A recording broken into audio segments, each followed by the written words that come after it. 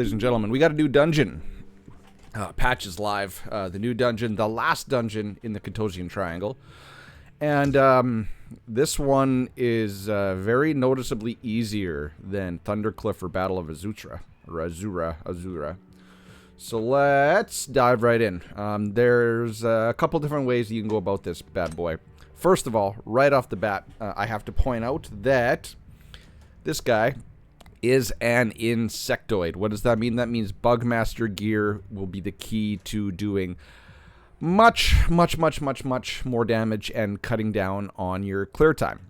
Okay, so keep that in mind. I know bug gear is very, very rare. Even for us that spend a decent amount of money to try to get it, it is extremely rare. I've seen people pull or do 20 runs and get one usable piece. So just for the future, just letting you know, the bug gear will be your friend. But then you gotta like mix and match all your gear, get all the stats. It's a pain in the butt. Okay, so let's look at the strategy guide for this bad boy. You see, I haven't even done it on this account yet. This is basically the boss that is in the endless battles right now. Go figure.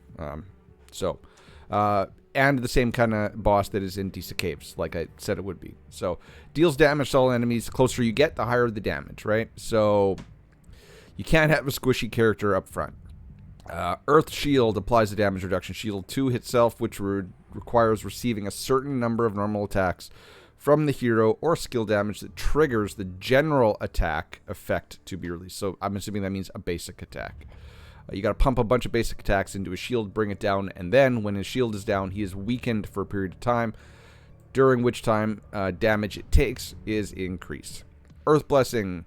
This boss takes 50% less general attack damage. General attack damage.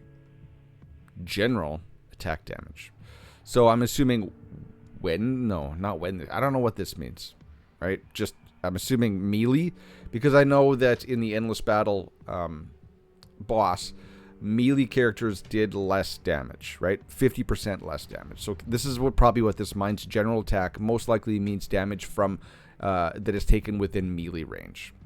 And then Rock Throw, just like the Endless Battle boss as well. When there are no enemies in melee range, he's going to throw a stone at a random enemy target, but it's not random. What he's going to do is he's going to target your back left hero, and then on the next time he throws a rocket, it's going to be your back right hero. So keep that in mind. You don't actually need a hero in melee range, and the Rock Throw is not as devastating as it is in the Endless Battles. It can be easily healed through. So that is the fight pretty much. This doesn't mean anything. This is how people are beating it on level 1. So basically this is a hunter dungeon, right? Hunter dungeon.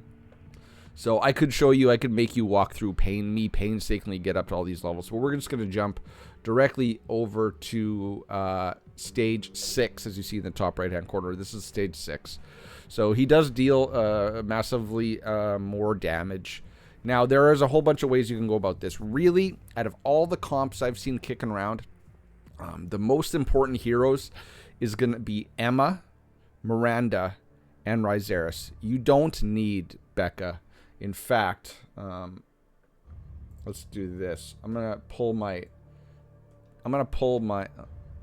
Discord window over and just we'll show you guys how some other people are beating it. So this right here, and this is from my cluster. Look at so easy stage 6 win.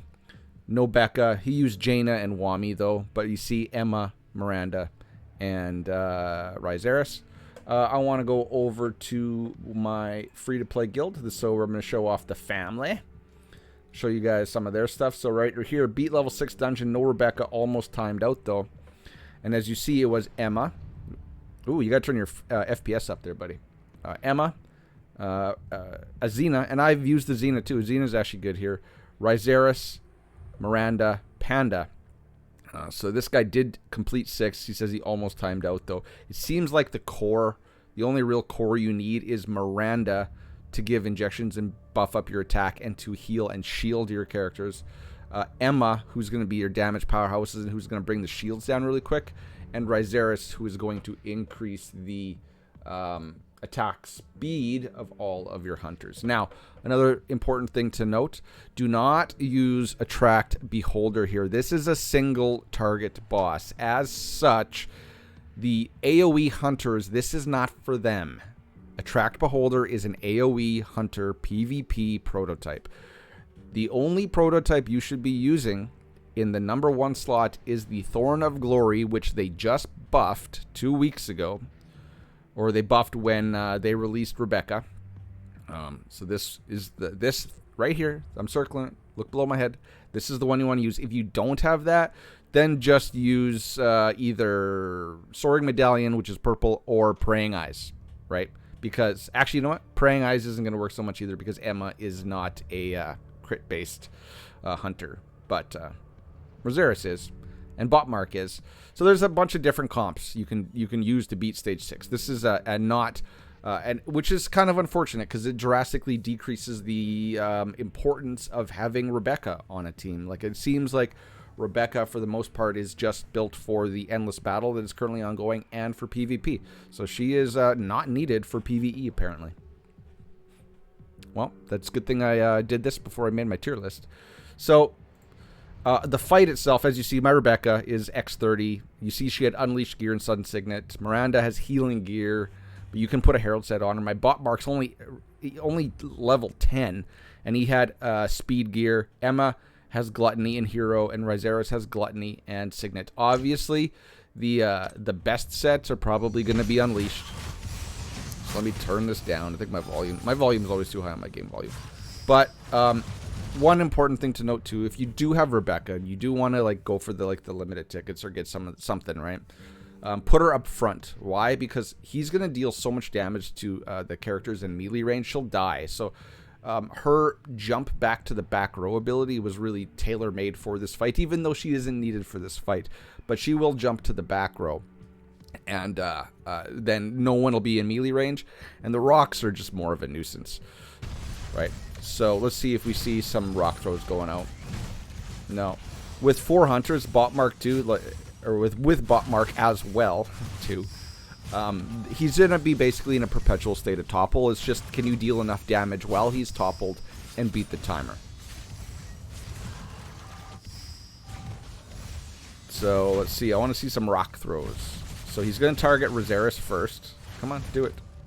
Yeah. Oh, you know, I don't even think you got a rock throw out there. You know, Botmark with Emma and Ryzeris, I don't hope you didn't hear that, was able to basically keep him in a perpetual state of topple.